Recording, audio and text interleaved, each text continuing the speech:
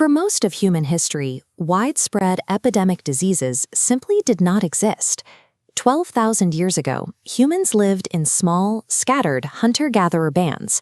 If a pathogen did infect a group, it burned out quickly, unable to reach the next isolated camp. That biological equilibrium broke during the Neolithic period. Humans traded their nomadic lifestyle for agriculture, settling into densely populated, stationary villages to tend to their crops. By penning livestock and living side by side with them, early farmers created a biological bridge.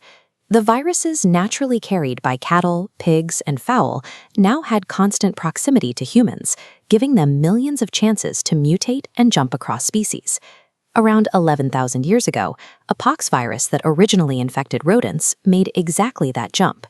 In its human hosts, it adapted and survived, eventually becoming smallpox. The very advancements that founded human civilization inadvertently constructed the perfect breeding ground for our deadliest invisible enemies. Once these pathogens adapted to humans, they swept through populations with devastating efficiency. The Athenian plague killed tens of thousands, while viruses brought to the Americas by European colonists killed millions of indigenous people who lacked natural resistance. Smallpox was especially ruthless. Over the centuries, it blinded, scarred, and killed hundreds of millions.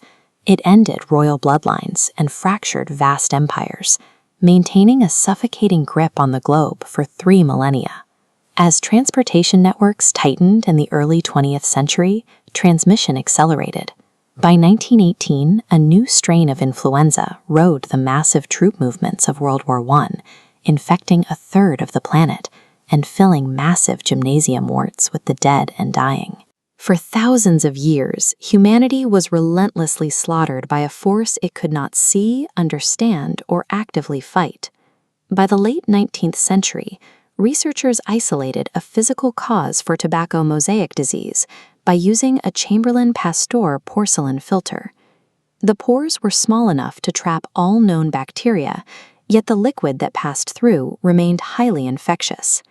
While they knew a filterable agent existed, it remained entirely invisible to them. It was too small to be seen with even the most powerful light microscopes of the era. That invisibility ended in the 1930s with the invention of the electron microscope. By using beams of accelerated electrons rather than light, humanity finally locked eyes with its oldest enemy. This diagram contrasts the complex anatomy of a bacterium with the stark mechanics of a virus. Viruses are not squishy cells. They are payloads of genetic material, DNA or RNA, wrapped in a solid coat of protein molecules. Mapping these raw mechanics allowed humanity to move from being passive victims to informed adversaries. The counterattack evolved from Edward Jenner's rudimentary cowpox experiments in 1796 to the mass production of heat-stable, freeze-dried vaccines in the mid-20th century. These vaccine advances fueled the World Health Organization's global eradication campaigns. These efforts were a boots-on-the-ground reality in developing nations, relying on health workers to carry out mass vaccinations in some of the most remote regions on Earth. However, mass vaccination had its limits. In some areas, teams reported vaccinating more people than actually lived there, yet the virus persisted. The strategy was failing to reach every chain of transmission. This document describes a surgical strategic pivot called surveillance containment. Pioneered by Dr. William Foge in Nigeria, this method abandoned mass vaccination in favor of tracing specific outbreaks and vaccinating only the immediate contacts of the infected. This Harbin Lecture document records the climax of that strategy.